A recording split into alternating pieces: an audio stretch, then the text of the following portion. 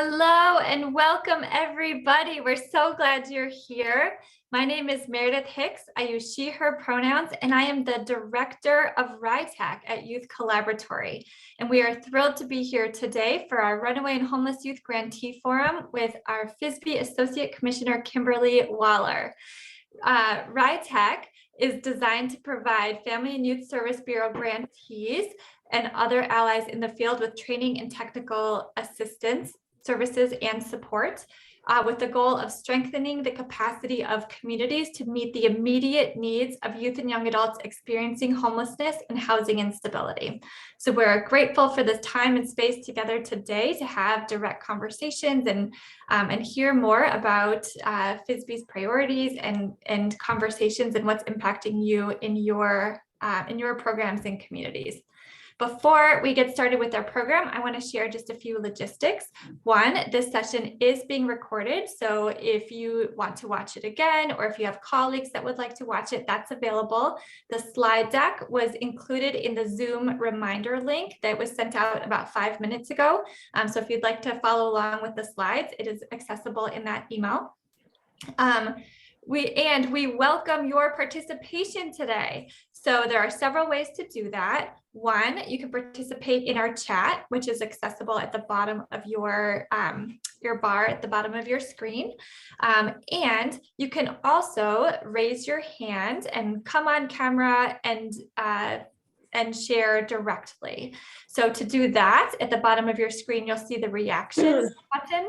And if you click that and select raise hand, it'll put you in the queue and we will call on you to join us on video and voice and speak directly to your work and the questions that you have.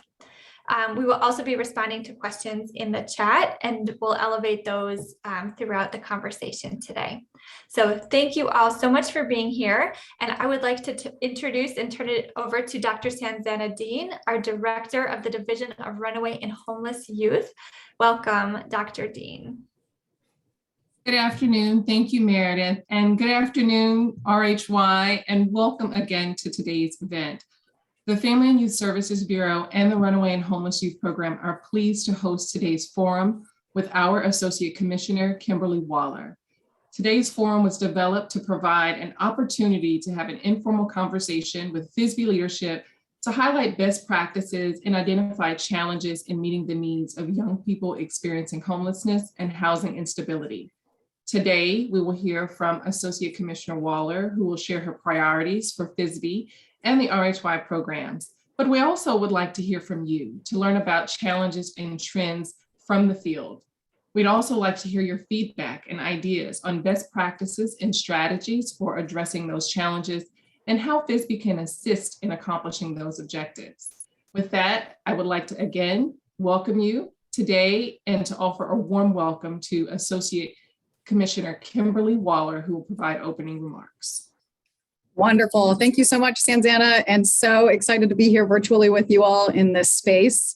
I've been really enjoying seeing everybody introduce themselves in the chat. It's hard to keep up, but really excited to be here with you. Good afternoon and good morning to some, depending on where you are in the country. And I see some familiar names and faces, so it's really nice to be here. I've got a few opening slides, only like 3 or 4. So don't sit back because really want to use today to hear from you, to learn from you, to identify, as Sanzana had said, trends and best practices and any challenges that you're experiencing, really with the goal of taking what we hear today and doing something with it. These conversations are only empowering to the field if we take what you all share and really use it to drive the field and drive change within FYSB. And just acknowledging that you all are the experts in the field and just welcome again. And of course, a very big thank you. I know that it is hard to carve out an hour and a half out of a very busy day. And so just thank you so much for all that you do. Thanks for being here today. And thank you for sharing.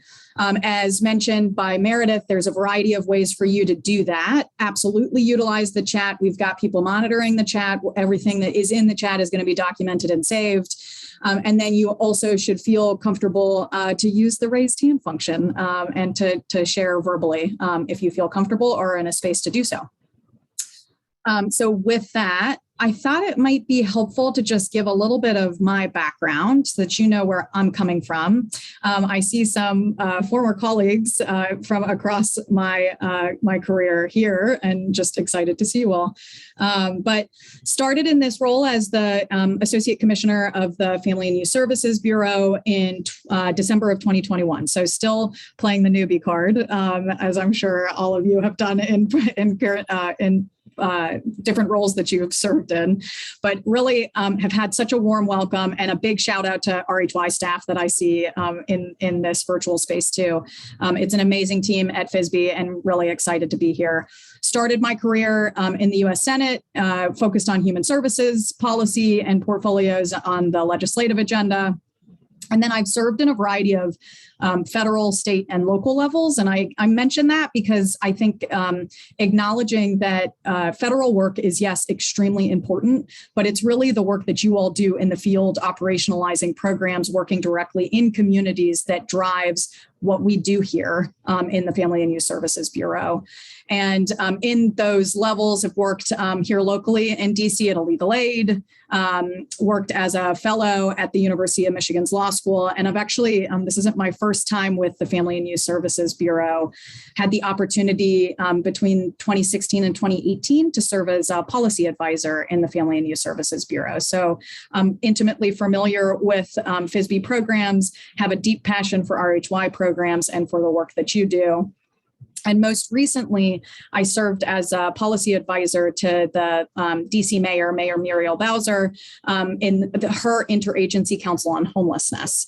And so really was on the ground level leading a variety of things that I'm sure you all have experience with, and hope to hear from you about those experiences. In that capacity, led our HUD COC NOFO process with a unique kind of youth and family perspective and lens. Served as our coordinated entry liaison. DC has a youth-focused coordinated entry system, as I know many of your communities do, but not all.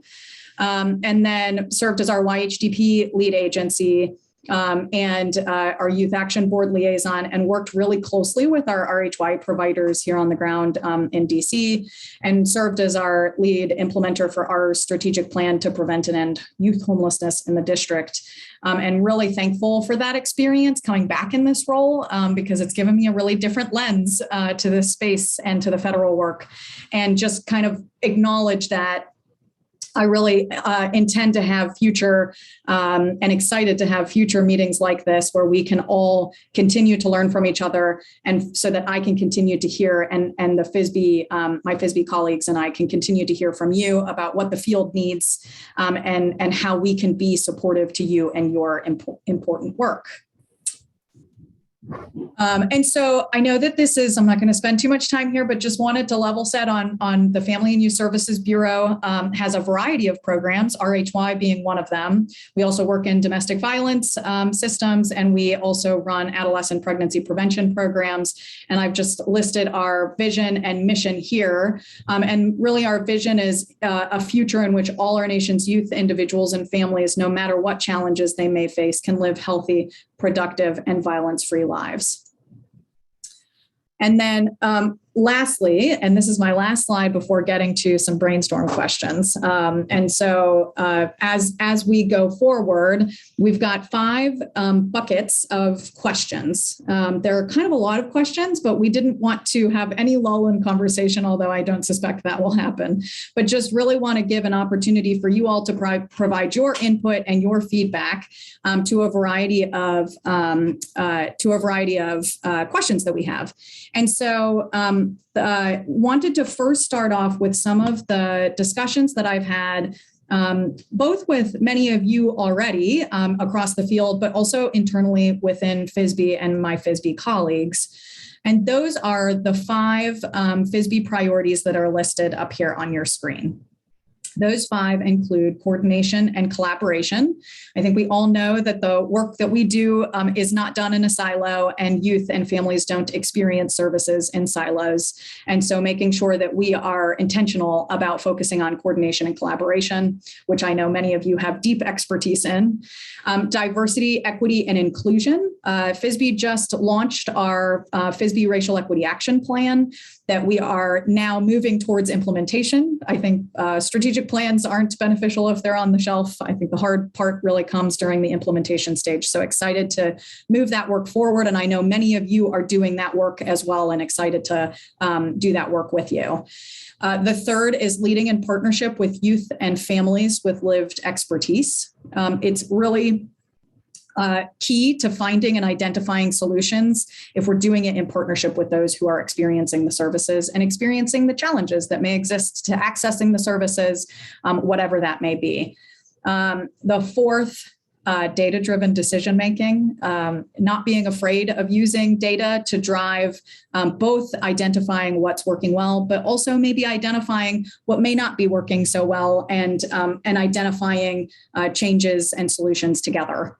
And then lastly, a wonderful and healthy FYSB workforce and work culture. That's both internally within FYSB and also supporting you all in the field in your goals to have a workforce and a work culture that benefits you and your organization and the young people that you serve. So with that, excited, and thank you for listening to those priorities, and excited to moving them forward with you. And I am going to move us into the discussion portion of this conversation. So again, you can either utilize the chat function or you can raise your hand, and Meredith is going to help me facilitate this. And at the same time, we've got, for each of these buckets of questions, we've got polls that we wanted to launch and really give some different ways to be interactive in this virtual environment. So as I put out the first question for you all to consider, we'll pull up the poll for you all to complete. And this first section of questions is focused on equity, diversity, and inclusion. So the first question is, what are your organization's measurable goals around equity? And I see that the poll just launched. So as you're doing those, consider, what are your organization's measurable goals around equity?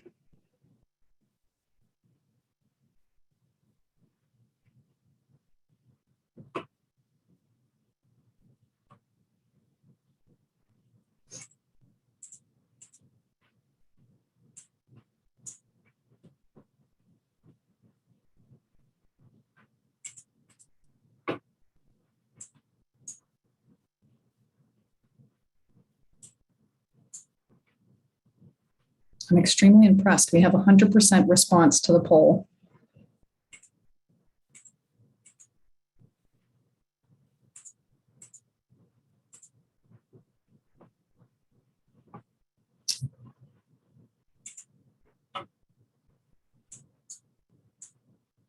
And while people are thinking, perhaps this one isn't totally resonating with all, I'm going to go ahead and read a couple of other ones for your consideration to answer. In your community, which partnerships, resources, and approaches have been most valuable to advance your equity goals? What challenges may have surfaced?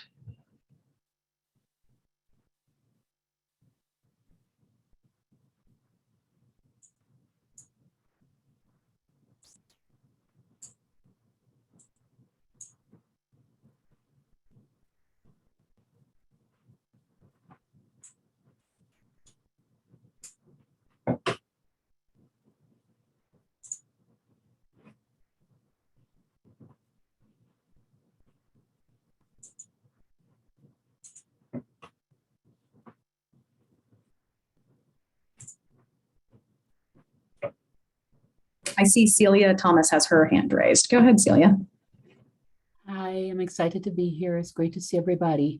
I'm in Detroit, Michigan, and we are absolutely invested in measurable goals around equity. I'm actually a part of our continuum of care as well. So I think I put in the chat that I'm interested in the intersection between HHS, our Runaway and Homeless Youth, and HUD.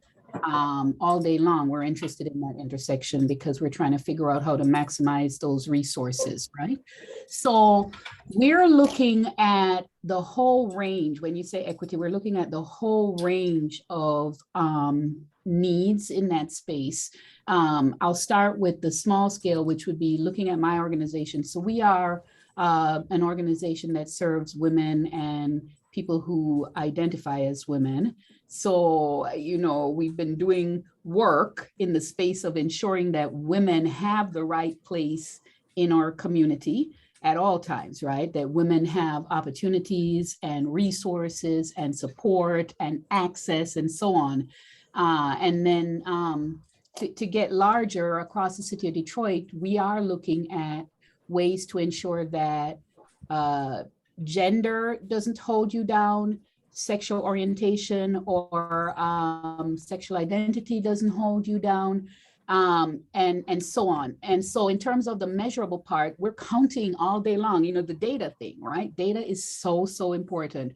And we're trying to be intentional about doing anecdotal and right? So that we have the two of them truly telling the story of where we're experiencing deficits. I'm from the majority city with people of color, whether it's African-American and people who identify as Black, or Latinas, or people from the Middle East. We're a city that is majority people of color. And so all day long, we're counting and trying to make sure that if we see disproportionality, that we're looking at what that is and why that's happening and trying to figure out how to count and get it changed. So I figure I'd just start the conversation. Love it. Thank you so much, Celia, for sharing that. Absolutely.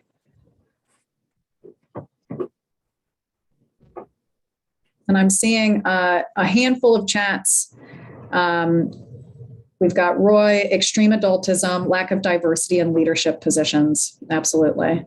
Limited resources, partnerships with diverse community organizations has been important. A challenge is funding and time to do it where everyone can be involved in a 24/7 agency. That's, Sherry, that's real right there for sure.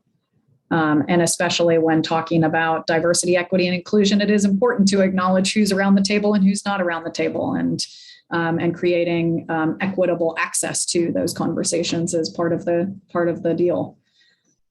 I see Debbie Shore. The YHDP funding in our community has been very helpful in creating planning and coordination. Without the public agency with the most funding defines priorities without a lot of input from the field. Yep.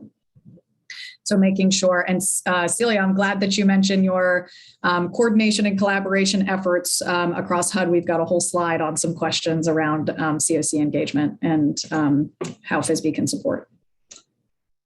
What about, in what ways have BIPOC and LGBTQ plus youth been included in your equity efforts? And BIPOC, of course, Black, Indigenous, people of color, LGBTQ, lesbian, gay, bisexual, trans, and questioning youth. How have they been, all youth, been included in your equity efforts?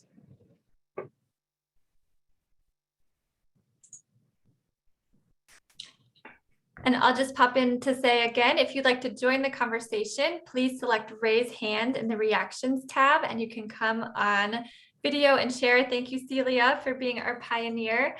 And also you can contribute your thoughts in the chat.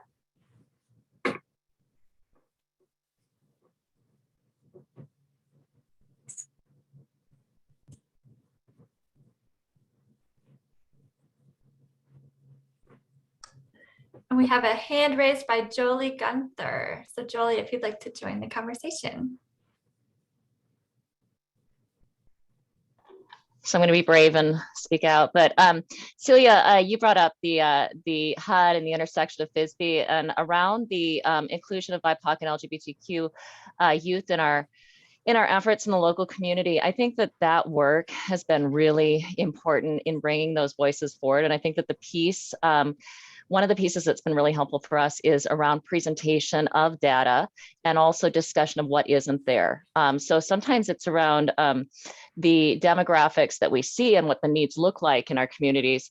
But then also when we cannot find data, what does that represent? And then we've had some discussion in our CCPs that are being developed around that as well. And so talking about what isn't always readily available in the community, but bringing together the youth action boards that are including those voices of lived expertise as well, I think has been really, really important and vital for us. And also just lets us even understand the language and the trends and like what is the story today versus what we thought it was.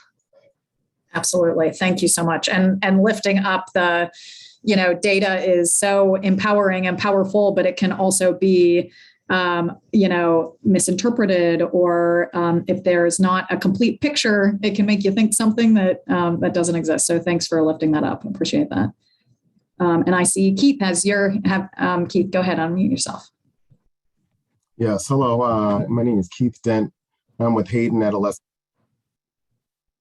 in Jersey City, New Jersey. So one of the I think the strategies that we've incorporated is that one, we are not the beholder of, so collaborating with those organizations that are closest to BIPOC or the LGBTQ community, and especially in the school districts, has been very important to us. And then incorporating those, programming into our we call them day services, which allow people to come, those students to come on their own accord and be comfortable with, at least initially, just getting to know us as an organization. And then as we dig deeper and find out more about them and them about us, allows us to additional services that are necessary.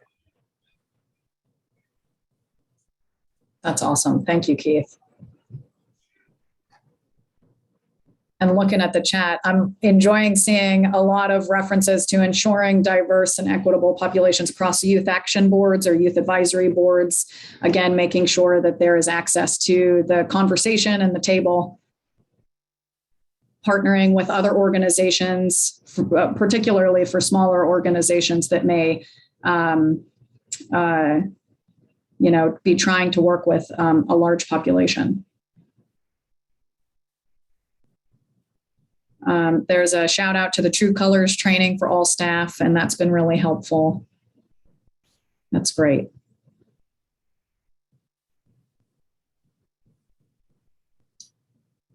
And I see Allison, you've got your hand raised. Go for it. Yeah, this is Allison from Alaska. And I think I would agree with Jolie on a couple of things.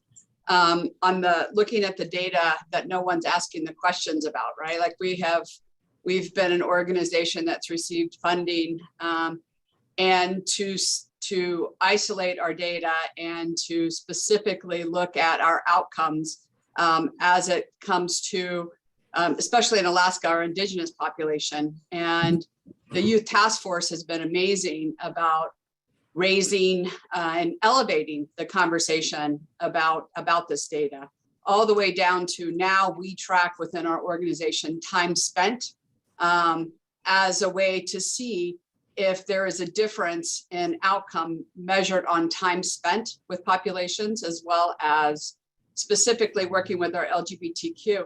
It was something 10, 15 years ago that we didn't track within our data system, right? It wasn't recorded, it wasn't collected.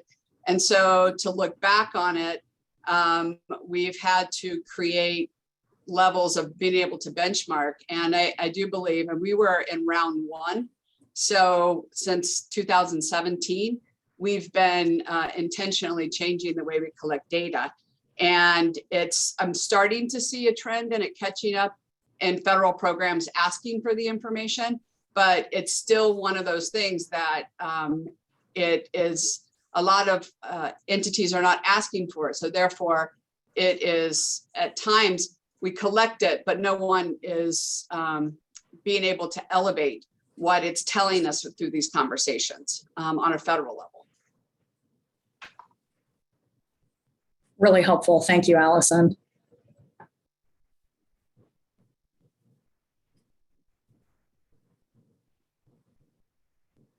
Looking at some of the chats as well, acknowledgements of the importance of building and assembling a staffing team that's representative of our diverse community. Jimmy, thank you for that reference. And then, yeah, Jolie, the YHDP project, compensation for youth to ensure voices are coming forward and are at the table, and also the flexibilities part. Love that as part of the demonstration, and acknowledging that other components may be more restrictive, but certainly gives us an opportunity to learn and identify what may, what we may need to push for. Partnering with secondary education, offering mentorship for youth, BIPOC, LGBTQ, expanding service reach to provide youth specific housing for homeless youth. Yes, absolutely. Yep, and a shout out to starting over on your data can absolutely be a scary decision to make, and cool to hear how it started in 2017 and all gender restrooms. Thank you, Michelle. Okay. These are all awesome. Thank you. And lastly, on this slide, if there are any ways that you think or can identify that FYSB can support your efforts towards equity.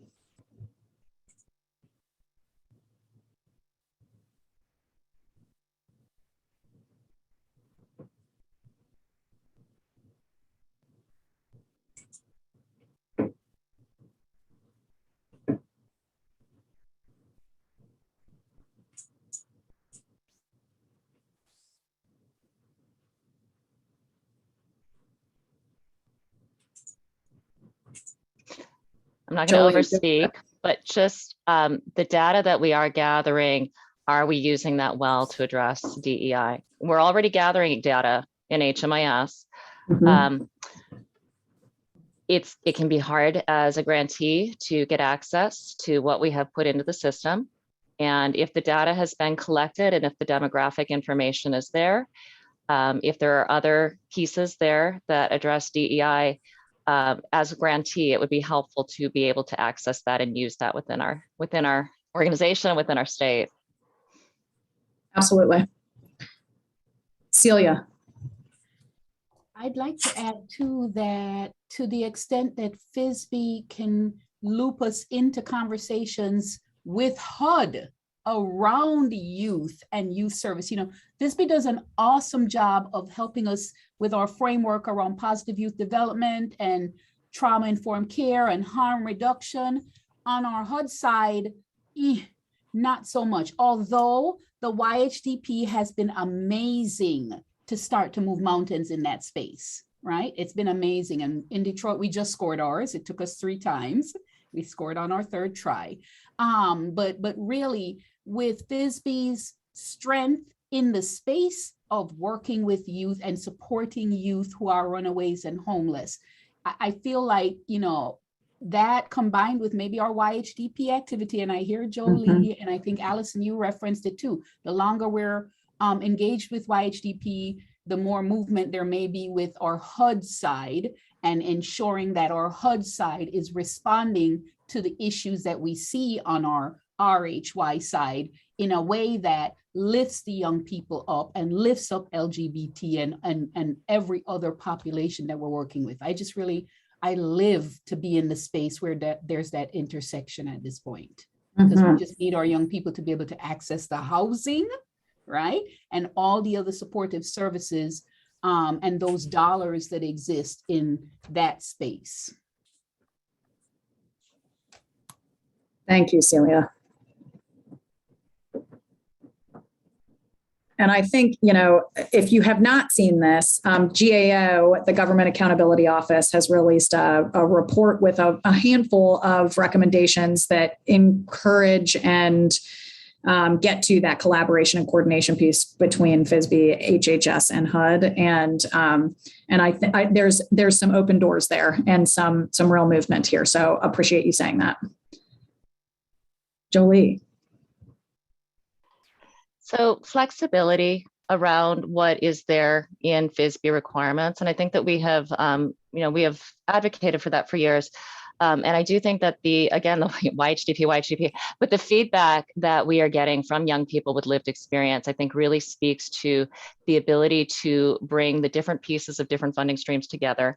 And there are aspects, I know that we have requirements around BCP shelter, for example, or what needs to happen with a transitional living program, but we also have aspects within those funding streams around non-residential services and the ability of young people to access other services. Oftentimes those might be very youth determined. And when we're talking about DEI, allowing young people to determine, especially now I'm going to go DEI in rural communities, but especially allowing young people to decide who their people are that they are safe with and how can we support them in using their natural structures. Because, maybe as white folks recruiting host homes, that's what we end up with. And then is that really a good reflection of the young people that we're serving in some instances?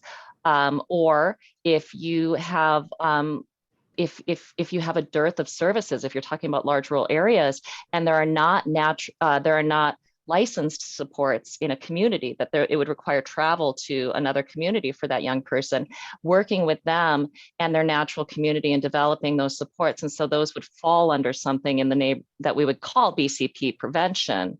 But it's more than that. And I think that there is possibility and flexibility within what the legislative requirements are to then be flexible and support what youth are saying they need, and to empower young people to make that happen, and service providers to support them in making that happen. And I think that those things do address DEI as well. Completely agree with you. And if one of my colleagues wouldn't mind looking up, ACF also has ACF Administration for Children and Families, which is where FYSB is kind of located in. Recently, I think in January of this year, launched their new strategic plan. And in that is a whole bunch of conversations around whole family approaches, whole community approaches, and what whole family really means to communities, and empowering that and supporting that. So really appreciate you lifting that up. And Kimberly, we did have one question that was embedded in one of the chats, and this came in from Sally in responding to how could FYSB be supportive of equity efforts. And it was allowing us to pay youth staff to sit at the table. My understanding is this is currently not allowed. So I'm wondering if you're able to clarify or talk about any conversations or movement within FYSB to help support young people being directly involved in programmatic work. Yeah, that's a great question. Thank you, Tim, for dropping that strategic plan in the chat, which then I would defer again to the strategic plan, which also includes some conversations from an ACF-wide perspective on the importance of leading in partnership with families, youth, individuals with lived expertise, and really identifying ways to decrease barriers to compensation and acknowledging all levels of expertise. And so would absolutely encourage you all to look at that strategic plan and see that as both something that FYSB is supportive of and that ACF is supportive of, while of course acknowledging our legislative barriers, but seeing this as a priority of ACF and of FYSB. So taking that as an important thing for us to continue to grapple with and identify ways to support from the FYSB lens. Thank you. And Melanie, if you would like to come off mute and join the conversation, please. Oh, yeah. Sorry about that. I see that I should go under reactions to find a way to raise my hand. I'm not seeing that, but No problem. I'm really struck by the tone in the country today in terms of how LGBTQ youth must feel about what's happening. I happen to live in a state where I believe that it's probably less safe than it's been for years. And I think that we have legislatures that we are the only agency that can go before the legislature and speak to the facts about suicide, homelessness for these populations. And so even just some fact sheets that we can use as talking points that are given to us as RHY grantees, I think would be really helpful in terms of where we're not all trying to do our own research on, you know, how do we make this presentation to our local legislators who are taking rights away from youth all the time. You know, just yesterday looking at what happened in Florida, you know, and so when you're in a state like we are, there's just a fine line that you have to walk to be very careful about presenting real facts. And I think that's one place for me that I feel like FYSB could be very helpful in getting us just, here's some information and talking points that you need to, you know, you can use to take before the legislature. That's really helpful. The other thing that's happening to us in our shelters is youth are starting to more and more identify as they, them, but then you can't tell my parents, you can't tell my foster parents, you can't tell. And so even just getting some direction about the best way to not leave youth hanging when they're discharged from our shelter about a real significant period in their life. But it just feels really kind of siloed and haphazard. Thank you so much, Melanie. Those are really concrete examples of things that could be helpful to you and to the field. And as you were speaking, it kind of, you know, it made me think of, I know a lot of us probably have either work in partnership with child welfare systems in our communities and or, you know, partner funding wise, or youth are certainly experiencing, you know, a variety of system involvement. And as an example, the Children's Bureau, our partner bureau, recently released an information memorandum as a result of some state level activity on child welfare agencies and making it clear that states should use their child welfare systems to advance safety and support for LGBTQ, plus including gender affirming care. And so I think there are some ways that we can support across all youth serving systems in that space. So just really appreciate you lifting that up from the FYSB perspective as well. Okay, wonderful. So I'm going to progress us forward. And I know that we have already been talking a bit about some of the questions on the next slide. Oh, whoops, I skipped one. Okay. Is some questions around leading in partnership with youth with lived expertise. And so I think, you know, I've seen a lot of the chats coming through and people talking about the importance of youth advisory boards or youth action boards or youth boards, whatever your community calls the board or youth call the board. But some questions to think about, and there's a poll that we've got to throw out there again to get some more engagement. And the poll is how grantees are partnering, focused on how grantees are partnering with individuals with lived expertise. So take a moment to answer that poll. And then just kind of curious if you all have some examples of how young people with lived expertise have made concrete contributions to your program and your approach to the work.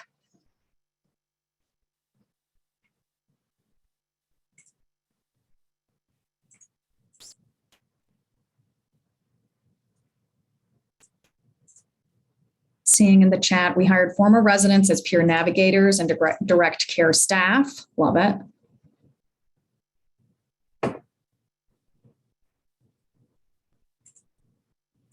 Same. So some initiatives and efforts around hiring and peer navigators.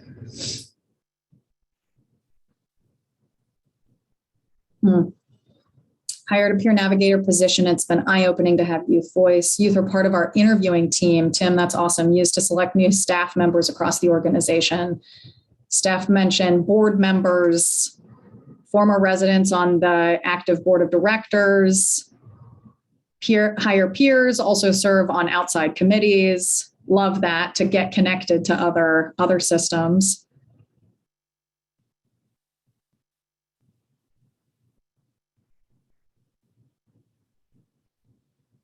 And then gonna move us down, because I think we've heard actually a lot from some of these around also, as you're thinking about this, what barriers prevent you from engaging young adults?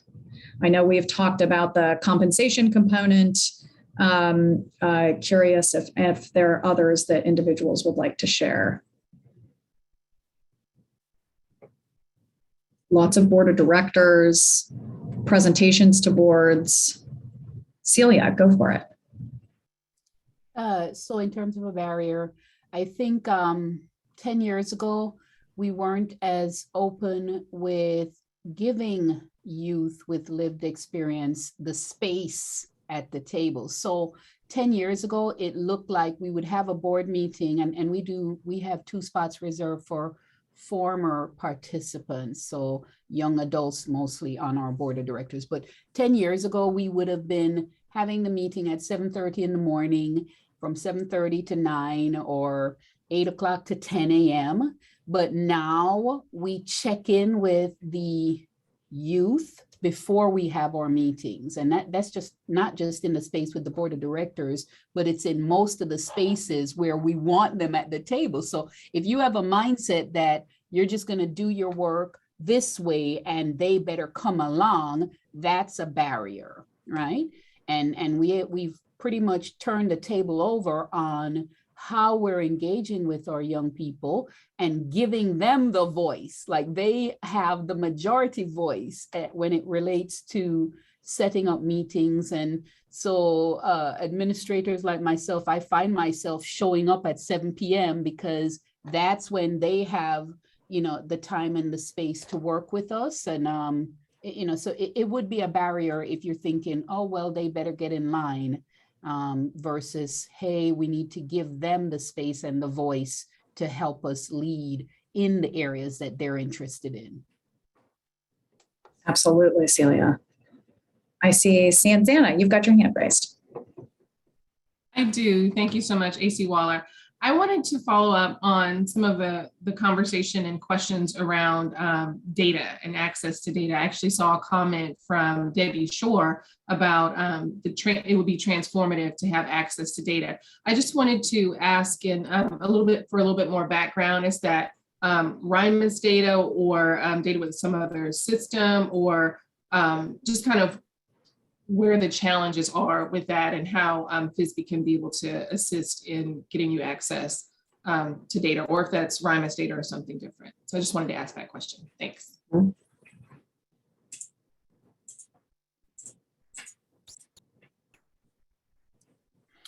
So this might be my ignorance, because I don't go into HMIS myself, but I know early in the process, you couldn't just pull your own report. You had to put in a request and wait for some administrator somewhere up the chain, whether it was in my agency, or sometimes we had to go to the COC, right? Or sometimes we had to go to MICA, Michigan Coalition Against Homelessness, for somebody to pull a report that we thought would be useful to look at, to give us an across systems or across city or across state perspective on this information. I'm not sure if that still is the way it has to happen, but if it is, then I feel like we just need to figure out a better way to get to the data when we need it. If that's still the case, I'm not 100% sure. Maybe we've solved that one.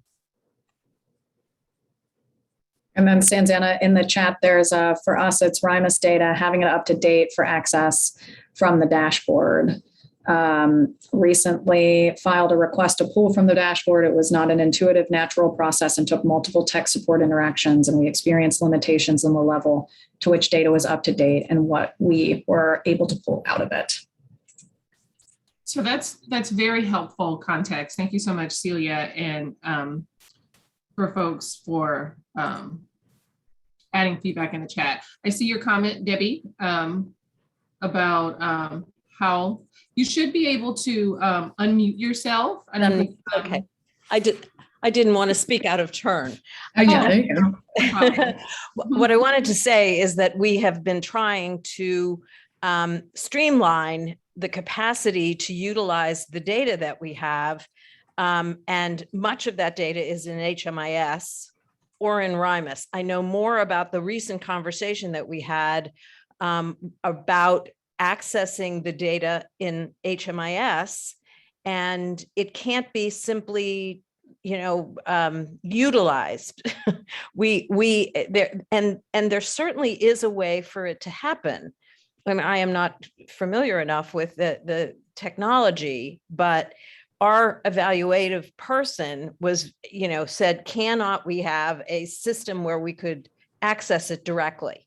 And you can, but you're not permitted to. And so there is a way for FYSB, I think, to be very helpful in figuring out why it is not possible to have whatever the barrier, the guardrails are, so that a direct download could occur, and we could analyze the data that we have already submitted, with the interest in not trying to do it twice. Currently, we're essentially asking people to do it twice. Mm-hmm. If we have our own system where we can analyze the data and we're putting the data into HMIS, we're doing it twice. Okay, so that's very helpful context as far as, being able to get data. I heard two things. One, having the access to pull your own reports or TA on how to do so, and also the timeliness of the data. It's very timely that we're having this conversation, and you bring up the challenges that you're having around data, because FYSB in the RHY program is actually working with APT to do a refresh and redesign of the RHY RHYMIS dashboard, and looking at a better user interface and ensuring that we're pulling in data so that as grantees are able to go into RHYMIS, you're able to pull data by quarter, specifically for subpopulations, any of the core outcomes. We're really looking at how to really streamline the data that we currently collect, how to get it up to the dashboard in a more user-friendly approach, but also in a more timely manner. We know that there is a lag in data. And so we're really having these conversations about how to do that. Our goal and our plan is to have an update and a refresh of RHYMIS by the end of this year, the end of this fiscal year. So looking forward to kind of updating that and being able to respond to some of your comments and challenges by the end of the year. But there will also be opportunities here over the summer to have some of the user feedback conversations with a broad variety of groups, our grantees, RHY staff, and then our COC partners as well, so that we're truly able to understand where the disconnect is and how to get you information that you need in a timely manner to be able to use that for planning and really building out strategies for serving your young people. So I appreciate all the feedback on that, and it's very timely. We've already started these conversations, and we look forward to reaching out in the next several weeks to set up some user groups to provide opportunities to provide additional feedback of some of the things and challenges that you've identified. So we've taken note of these, and we'll pull those into those discussions that we're having about next steps in the system. So that's good news that help is on the way, but this context has been very helpful for me as well. Thank you. Sorry, AC Waller, didn't mean to derail. No, this is great. And it looks like you've got a couple more who want to chime in. Melanie, go for it. Because we do anti-trafficking work as well, we've had to go into the system, the DVIN system, which has added another layer of complexity and difficulty. And even, in my opinion, safety concerns regarding when we have on-call people and we're trying to understand the best way to serve a youth, we can't even access the data. So as you're working with the data, if you could please consider what OVC or what the sexual assault folks are requiring of those of us in agencies that are having to move over to a really expensive database system, and some of the problems we have with that. Absolutely. We're definitely, Melanie, looking at other federal dashboard type systems, data systems, to see what type of information is collected based on what we collect, what would be helpful to put into the dashboard for grantees to be able to utilize and access. We definitely don't have the capacity at this stage to incorporate any new data elements, that are not already OMB approved. But if we have data that's already collected, just looking at what's the best approach to present that data, in a format that really gives you something helpful and usable to be able to drive your implementation and outcomes. So there's a couple of things that we're doing. The RHYMTTAC dashboard is one. We're also looking at developing a project that looks at logic models and around the core outcomes and how our grantees are tracking outcomes for young people, and being able to provide some technical assistance and potentially a pilot for that, which is also something that you will hear about in the next several weeks through RHYTTAC. So thank you all for that. We're definitely tracking all of the comments and recording the session today. So we'll go back and replay these and make sure that we incorporate these into our planning around improving data and access to data for RHY grantees. So thank you. Jolie. So I did recently go through the process of pulling data from the dashboard as we work on submitting our balance of state CCP. So we've got 19 communities that are putting together a CCP under YHDP. And it's striking to me what I was not able to pull that as a grantee we know has gone in. And so we were not, and especially when we're looking at DEI issues, that is striking to me. The data was dated, and we were not able to pull out demographic information in a meaningful way. And, I made the point earlier in this conversation about what we don't have and what that tells us as well. And putting information in and then not being able to look at it in a meaningful way is as bad as not having the information in the first place. Although I think, it would be nice to be able to look at that and even be able to tell, is the data that's in there what is actually happening? And we can't even really look at that conversation and say, as a grantee and what we're experiencing with our young people or what our youth action boards are telling us isn't in alignment with this data and isn't in alignment with our experience. We can't even really say that if we don't see the data coming out in a way that we can address, and in a way that we can address really beyond just our local community too. We need to be able to look at this at state levels and look at what the need is in our full state or in our full region. So just being able to pull out more than what I personally was able to access from the dashboard when I went in to get stuff about a month ago. And I was the one who spoke to the process too. It did take multiple interactions with tech support to get that access to the system. And then I wanted to go back in yesterday and get some more information, and now the link's not working. And so I get to go through the tiers of tech support again to try and get updated information and see if there's anything that I missed, and how can we pull this and then put that into our conversation with HUD. Thank you. And Jolie, who are you going through for tech support? Is that through APT? So APT is who we filed with initially, yes. And I have no complaints about the way in which APT put me in contact and their responsiveness. And I offline would be 100% happy to send over whatever I have for emails. I'm sure I could pull things out of my deleted box and share kind of what that looked like on my end and share a thread or something. It's just, it shouldn't be a multi-day process. And it involved, of course, encrypted emails that then I needed to access in order to access an assigned username and an assigned password, which then needed to be changed. And then again, now I'm going back in and trying to access this, and I thought everything was saved in there.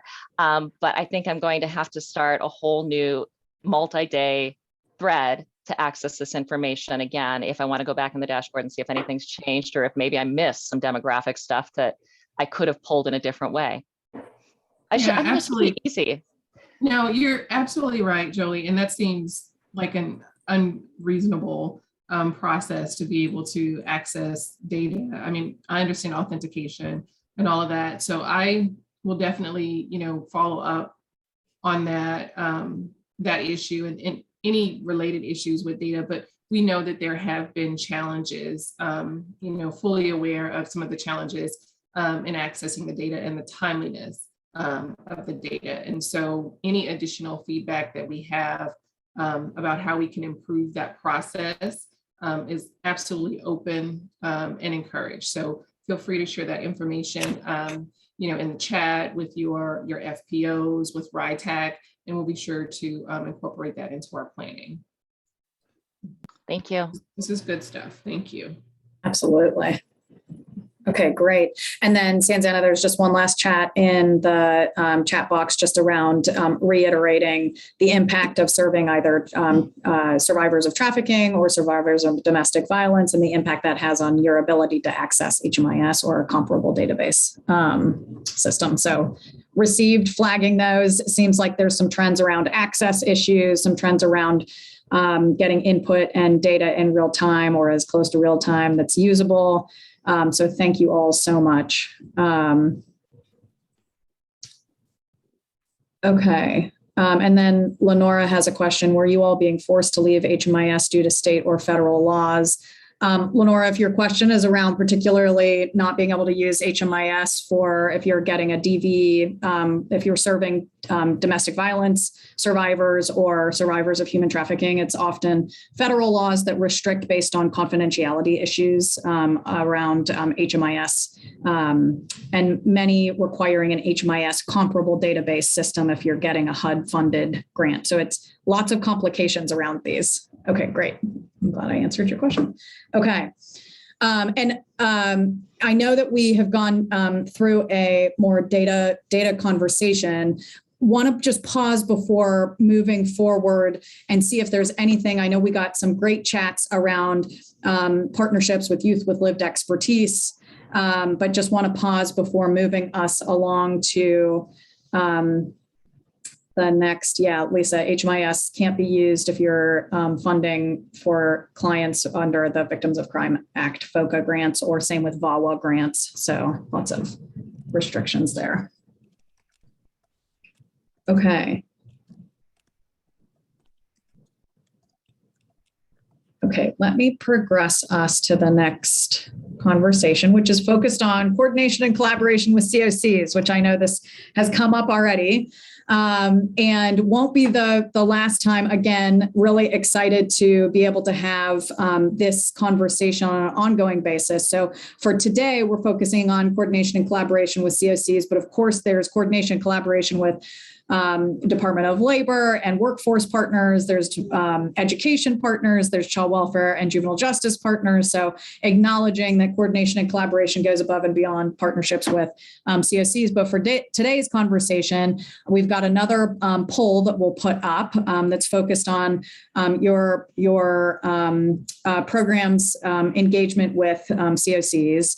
And so take a moment to answer that. And the first question here is, what impact does your organization's engagement in your local COC have in improving youth outcomes locally?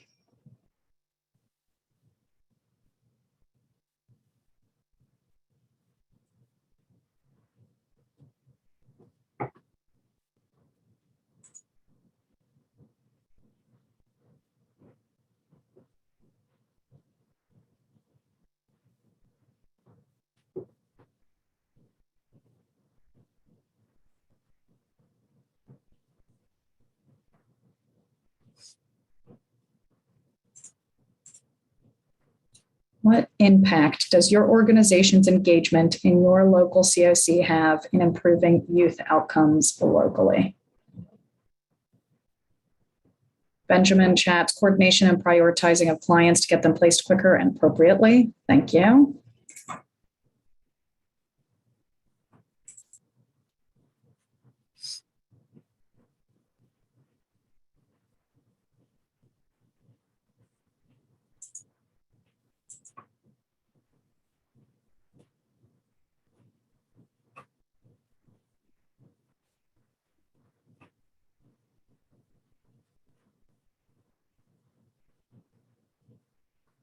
Keith mentioned, I was just notified of the COC process and we're working to be added. Very important. It's a huge impact. Our collaboration with COCs means collaboration with other service providers, so it gives us more resources for youth in our care. All community resources at the table for the youth coordinated assessment team meetings, absolutely. Help to identify barriers and improve development and access to services, absolutely. Coordinated entry system allows for collaboration with local housing agencies so we can quickly place our youth. Collaboration in streamlining services for youth and moves along the process quickly. Youth are not a priority within the HUD funding, so we do participate, although we have several committees. Okay. Our agency has been able to engage actively and under contract in moving the balance of state YHDP project forward. This has made a huge difference, a big difference in welcoming our RHY providers to the table locally, and even has leaders in the efforts. Most of our RHY providers are coordinating with youth action boards. Our COC relationship is amazing. That's great to know, Benjamin, and they are our daily partners. Gives face-to-face interaction and ability to monitor providers and sort out best agencies to provide vital services. These are great. And while you all are continuing to chat or think through that question, the next question here is, do the different age requirements of people served in RHY and HUD-funded programs impact your community system and outcomes for youth and young adults? If so, could you share a little bit?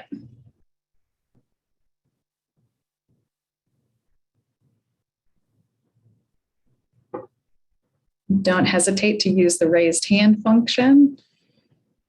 Yes, Celia. I'm sorry, I turned off for a minute. I was on a call that I had to take, but I want to give a joke first because it's related, and then I want to answer this question as well. Okay. So the joke is, those of us that serve youth and young adults in our city, we sometimes act like them. We act like the young people, right? So for many years, we've just been tantruming about how we don't get enough attention.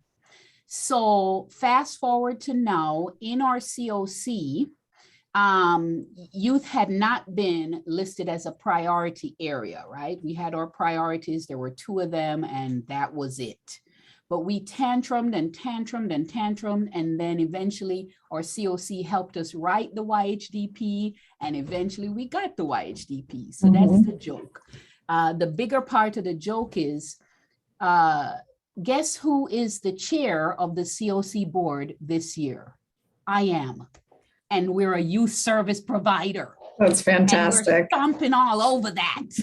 We're stomping on that because youth deserve the space. So that's the joke. The joke is on us, our COC, right? We have youth providers at the table. So to answer the question, do the different age requirements impact? Yes, it does. Yes, it does. All day long, we're in our COC having great conversations. Got to tell you that our COC is pretty amazing too, because we're all at the table trying to figure this out. So all day long in our COC, we're having conversations around how to make sure that we continue to elevate youth voices in everything, as in, oh, coordinated entry. They have to score XYZ amount on the SPDAT. Well, of course, we adjusted to the triage age youth SPDAT, the TASE SPDAT. We adjusted, and still they can't score high enough to access permanent supportive housing because they're not chronically homeless. Really, by the time they're 19, they still haven't achieved HUD's definition of chronicity. So we're arguing about that, but it's all good discussion, but it is impacting how we're able to serve our youth and young adults. Yes. Thank you, Celia. And congratulations on being the chair of your COC. I'm sure that came with a lot of work too, so appreciate that. Okay, seeing in the chat a little around different age requirements make providing continuum of services more difficult. Yes, and it's not just the age requirements, but also homeless services requirements around couch surfing, couch hopping, doubled up, hotel motels, and making that challenging to show a history of homelessness. And I think to Celia's point, some of the doors that I think have been open in a different way due to YHDP, because, in my prior role had very similar conversations with our COCs, and the fact that it's a demonstration gives some waiver authority to really test some ways to provide services to youth who are experiencing a range of experiences across their lives. And so that's been really interesting, and hopeful that can lead to some bigger conversations on that. The age requirements have a major impact, as there is considerable differences in the number of staff required for minor youth programs, as they must be licensed. The count of homeless persons do not include couch surfing, limit understanding the scope of homeless youth who are in need. Absolutely. My program serves only under 18. There's a lack of other services in the state who are able to serve under 18, though they serve youth. HUD definitions of homelessness are also a huge barrier. And same here in New Jersey, we have encountered youth up to age 22 plus needing services. Other thoughts here?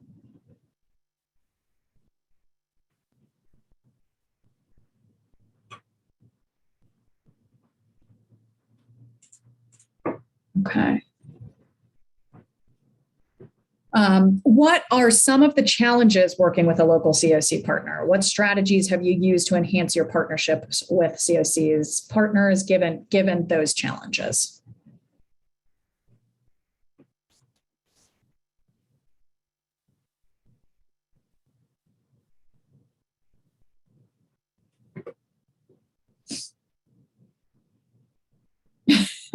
Celia says, become the chair of the CSC. Absolutely. Jolie mentions contracts. Jolie, do you mean contracts like getting access to them, or once you have them, they're challenging? Sorry, contracts legitimize, right? So whether it is that we get an MOU about services that we are there to provide, the one that I'm speaking with specifically, I already put in the chat about our agency being under contract. My earpiece just fell out. About our agency being under contract, and then that it's not about the money. It's about the fact that then we are legitimate stakeholders in this, and that our voices matter. And then that gives us the ability to bring our RHY providers forward in essential ways at the community level. And so I think that has helped a lot. Got it. But that has been a leadership from above. So that's been our model. But if there are ways to use that same sort of leadership from above to legitimize the role, and I think that there has been work that's already happened on this, but keep doing it around the importance of RHY at the table, and then how can we as RHY find those leaders? I mean, maybe we can be the boards, but can we find those leaders at the state level and then say, okay, we're here. Like, we need to be we need to be in this room. Yep, that's really helpful. There's a comment around adult providers having a challenging time working with youth, and that it requires a lot more education with the adult providers to ensure that those services are going well. Participating on youth homeless provider work groups, weekly communication with the homeless program director so that we stay in the forefront and in conversation. Absolutely. The COC in New Jersey will only work with Category 1 homelessness. However, we have a great relationship with our COC and find ways to navigate to serve our young people. That's great to hear. Okay. And how can, I know that we've had a couple of these listed already, but how can FYSB support strengthening relationships between RHY grantees and local COCs? And before kind of opening that, wanted to give a quick update on, I know I mentioned and Tim put in the chat the GAO report, but as a result of that report, myself and FYSB and RHY colleagues have been meeting with HUD partners to make sure that we are being responsive, both to that GAO report, but also opening doors, right? There's a lot of the world looks a little different now that YHDP is out in communities and RHY are in communities, and making sure that that we are partnering on the federal level and identifying ways that we can decrease barriers for communities, while also identifying ways to put guidance out into the field to make sure that the communities know that we are encouraging partnerships across COCs and RHY providers. So wanted to give that quick update, and more to come there, but open it up for any recommendations or thoughts.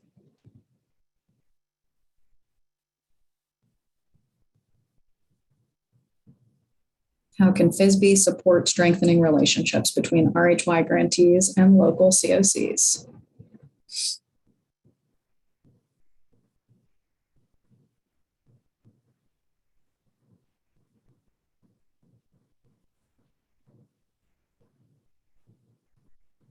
Jolie, collaboration with HUD and top-down guidance that RHY providers can reference? Absolutely.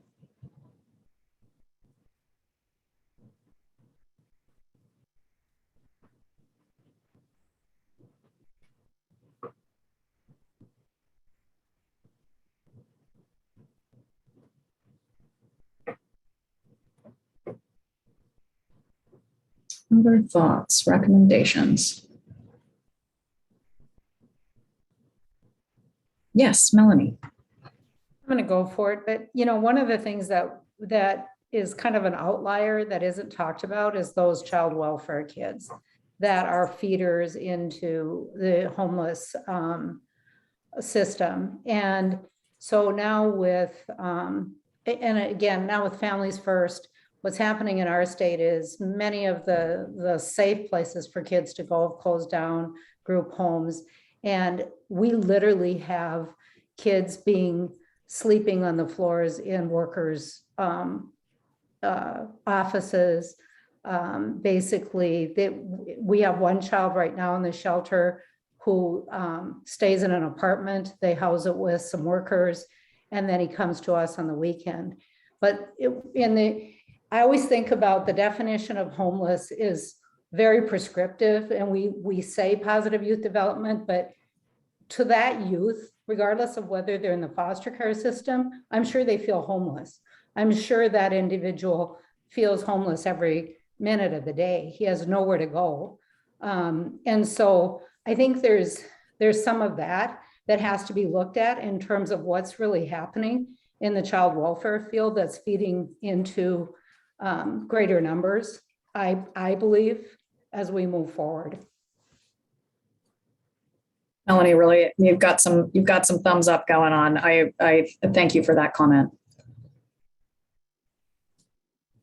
Okay, I'm going to move us forward. I know we are cruising right along on time, but this has been an amazing conversation and just really appreciative for all of this.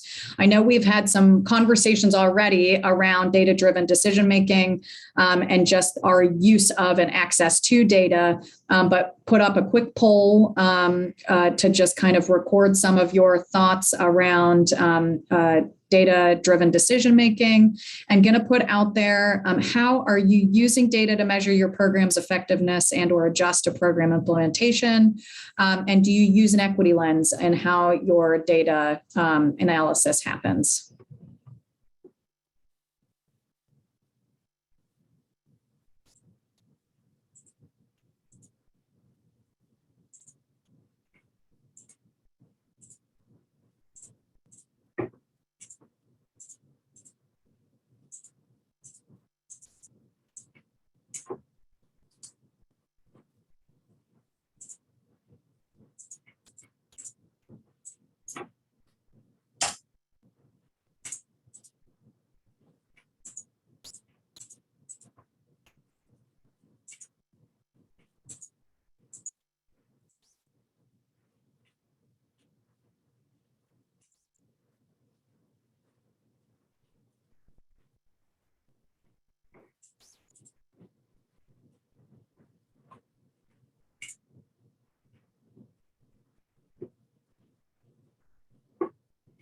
How are you using data to measure your program's effectiveness and adjust any program implementation.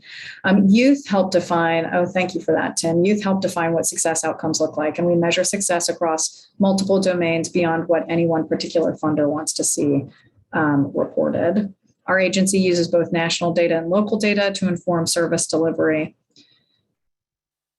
In addition to coordination with COCs, it would be helpful to have the support for coordination with DPI as well, McKinney-Vento coordination, child welfare, and law enforcement. Absolutely. Cross-system referrals and coordination expectations. Completely agree with you, Jolie, and kind of realizing that conversation alone could likely be a whole hour and a half of just how do we coordinate and collaborate across all of our systems. So more to come there, and absolutely need more conversation and more guidance in that space.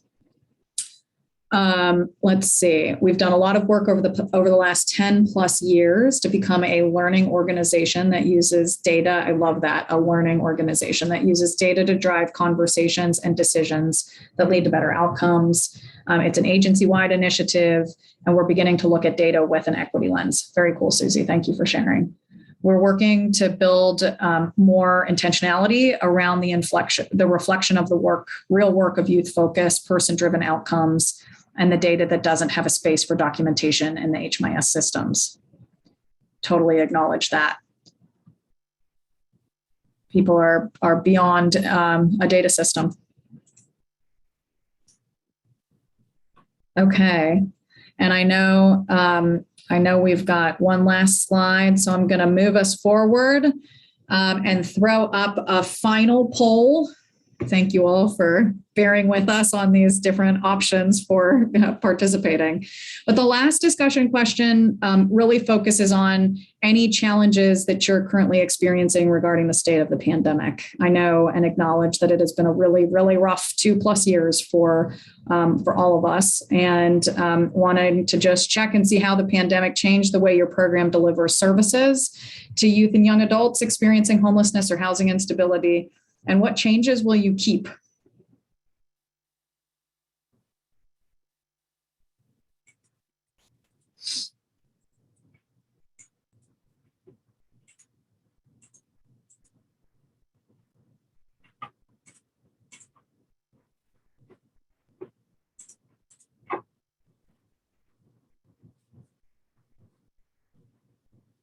How has the pandemic changed the way your program delivers services?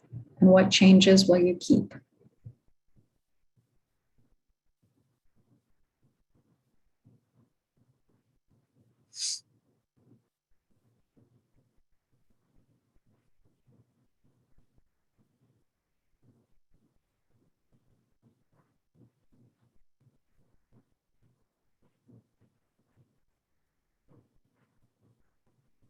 Yeah, maintaining a virtual option as a choice for youth where it helps to ensure access. Virtual. This was very well received with youth, and we are working to keep it. FaceTime, text, phone options, absolutely.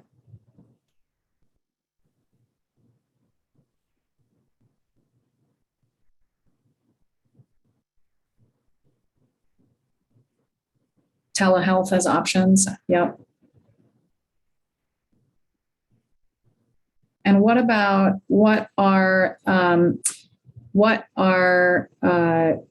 the top challenges your program faces in improving housing stability and well-being among youth and young adults in these unprecedented times? What efforts or conditions have facilitated your work? And again, how can FYSB support?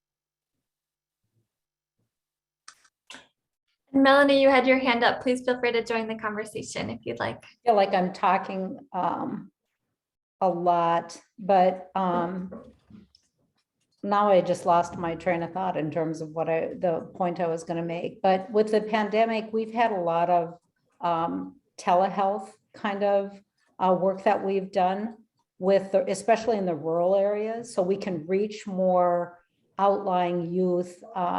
We did get a grant for iPads that we put security on, where we could communicate with youth who are returning home out into the rural area. So there were opportunities that we probably would have never had had we not, the pandemic not happened. But there's limited youth who feel comfortable with that too, so.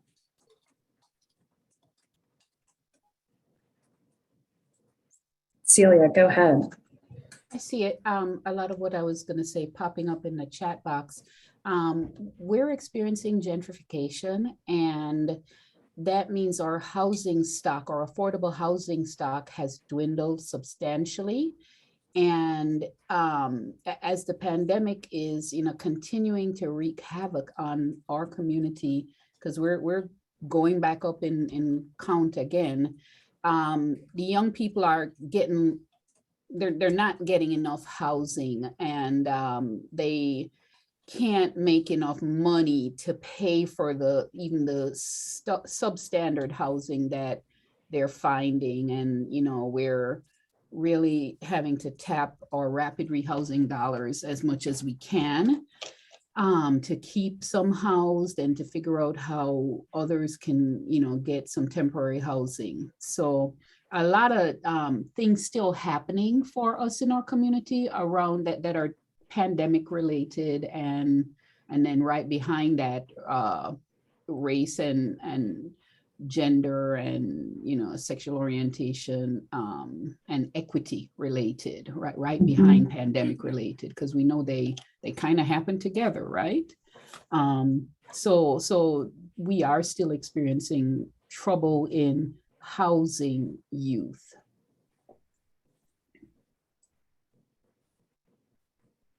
Thank you for that, Celia. And also, seeing a lot about the labor market and about hiring and keeping staff, retention, onboarding, a lack of affordable housing options. Yeah, staffing, and we're operating at about a 50% staff capacity. And if I could say this, and our staff are overwhelmed. Mm-hmm. Right? They're so overwhelmed by all that we've gone through, as well as the youth are overwhelmed, right? The staff are burnt out. We've had more staff just needing to take huge breaks in work. They're overwhelmed too. Yeah. Yeah. Thank you for that, Celia. Absolutely.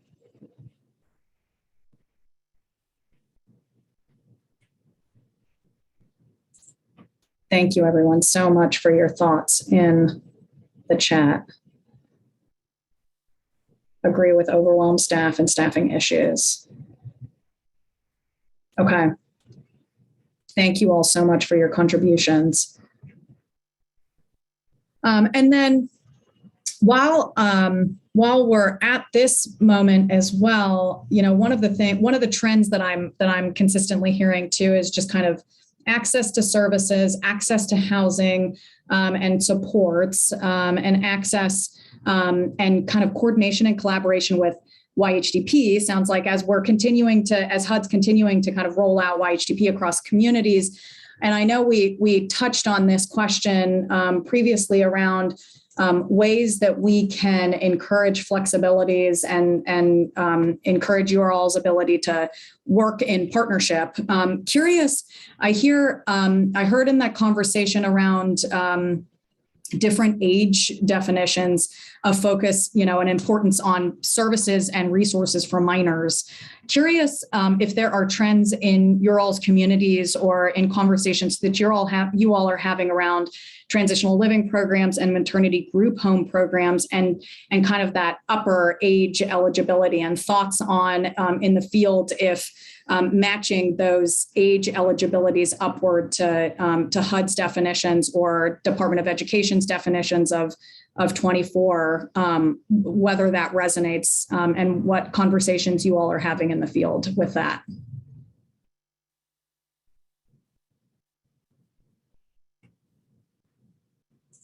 Any thoughts there?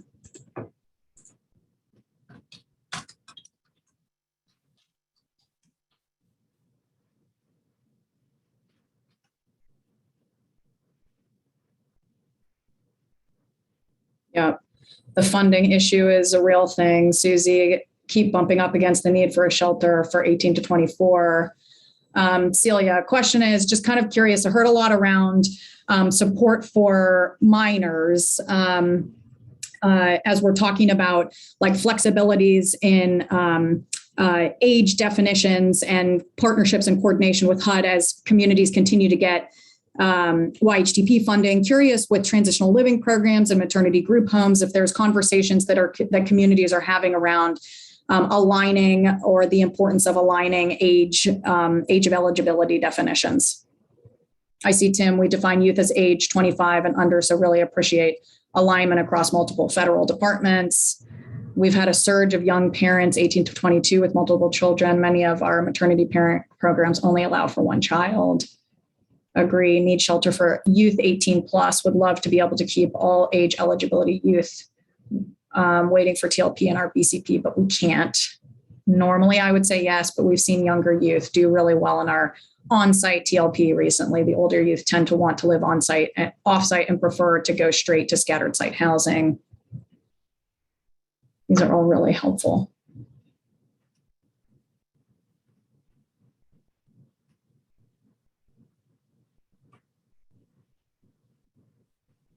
Lisa, that's awesome. A drop-in center in 2017 for youth who have been trafficked who are minors.